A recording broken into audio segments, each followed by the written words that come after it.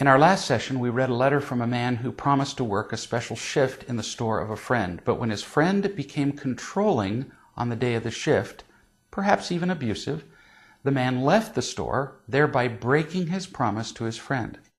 I told him that sometimes we have to break our promises if keeping them causes more harm, not just inconvenience, than breaking them. And I also encouraged him not to look at this as a casual excuse for breaking promises. Now, back to the writer of the letter. Sometimes when it comes to keeping a promise, we need to compare that promise to pre-existing, often unspoken promises that we have made. For example, I gave you the example of my breaking a promise to show up to work the next day in order to take my daughter to the hospital. In that case, I was keeping a promise I had already made to my daughter, an implied, unspoken promise that I would take care of her physically and keep her safe. Now, the case of my daughter going to the hospital is obvious. The case of your leaving your friend's store isn't quite so clear-cut, is it? Nobody was dying. Nobody was going to the hospital. You hadn't made a promise to somebody else. So, now what? We all have an obligation to take care of our own mental health. If we don't, who will?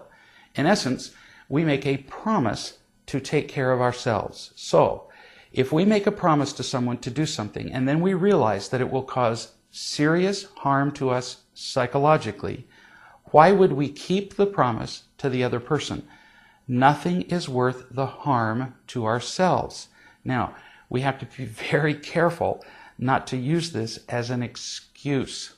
We can't say every time a promise is simply difficult to keep that it's hard on us. So we just don't want to risk hurting our tender little psyches. We could use that excuse to break every promise we ever made. Now, back to you and your friend. You were in a situation where you felt controlled and angry and potentially capable of actually striking out at someone, either physically or emotionally. That's a good time to get out of that situation. And if it means breaking a promise, well, then the promise just might have to take a back seat. What do you do about your friend now?